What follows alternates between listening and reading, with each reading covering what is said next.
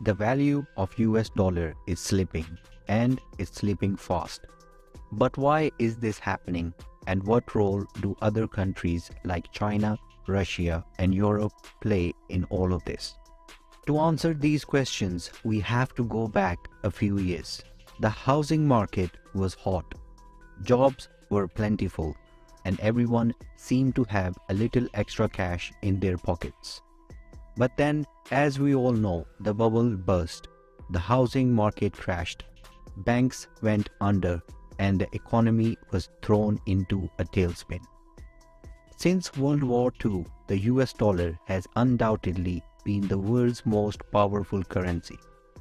More than three-quarters of the world's trade is now held in US dollars, and it is also one of the reasons for US being a superpower.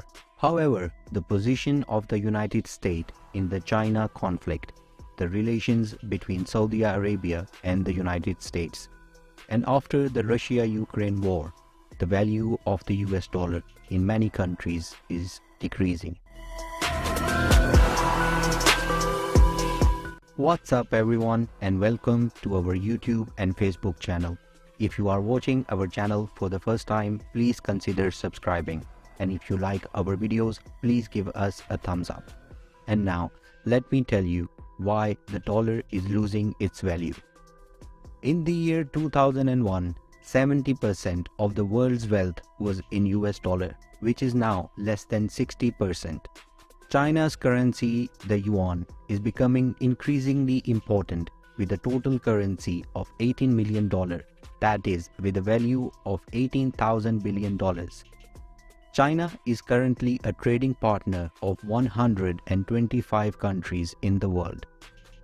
More than 70 countries in the world have kept their foreign currency in Chinese yuan.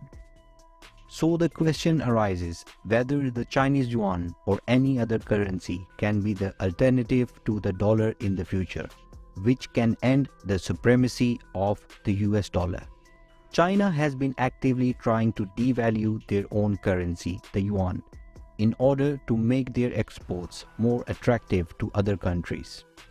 By doing this, they are essentially trying to offset the loss in value they are experiencing from the drop in the value of the US dollar.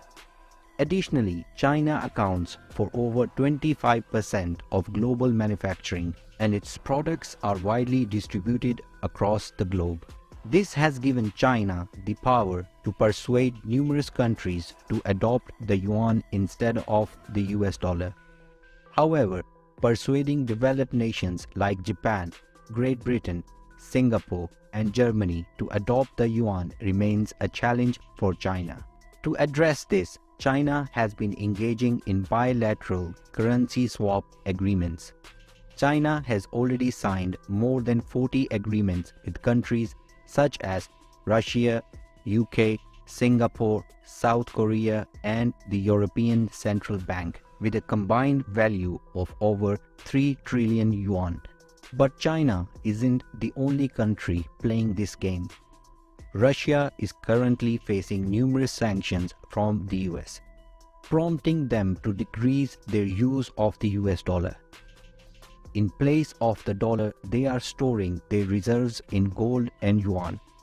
During a recent visit from China's president, the Russian president agreed to start trading in yuan. While Saudi Arabia is currently dealing in US dollars for their oil and natural gas exports, Russia is using their own currency due to the imposed sanctions. In the July of last year, US President Biden met with Saudi Arabia's King Salman with the expectation of increasing oil production. However, due to fuel price adjustments, production of increasing oil, highlighting the strained relationship between the two nations. China, known for being the world's largest oil exporter, is attempting to persuade Saudi Arabia to use yuan for their oil imports, potentially leading to the fall of the petrodollar and the rise of the petro-yuan. Russia has also actively trying to devalue their own currency, the ruble, in order to offset the impact of the Western sanctions. and European countries like Germany have been accused of artificially devaluing their own currency, the euro, in order to make their exports more attractive to other countries. So where does all of this leave us?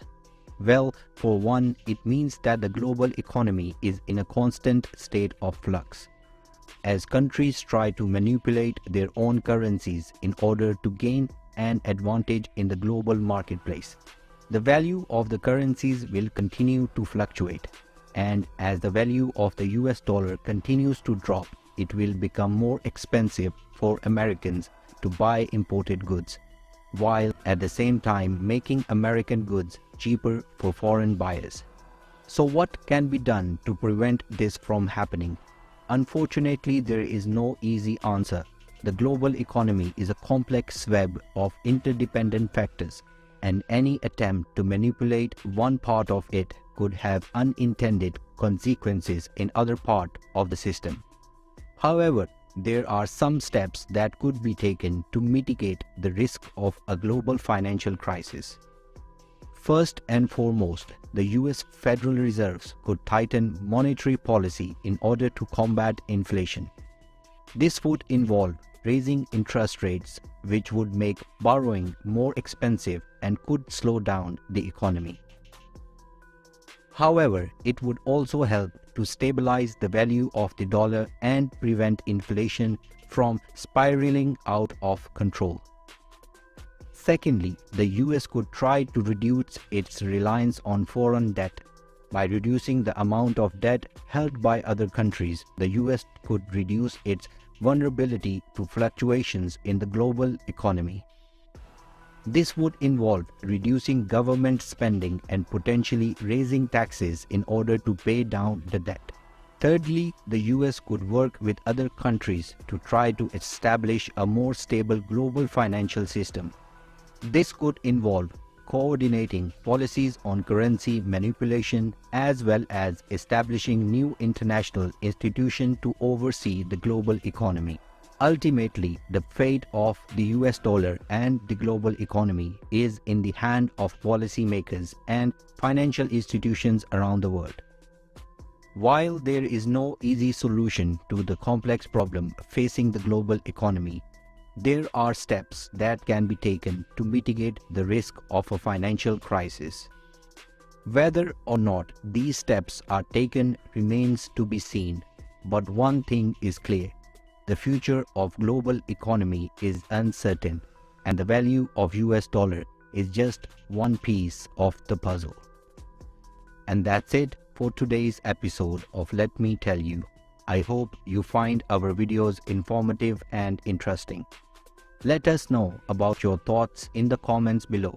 We value your feedback and want to hear your thoughts on this topic. Make sure to hit that subscribe button and turn on notifications so you never miss an episode. Thanks for watching, and we'll see you next time on Let Me Tell You.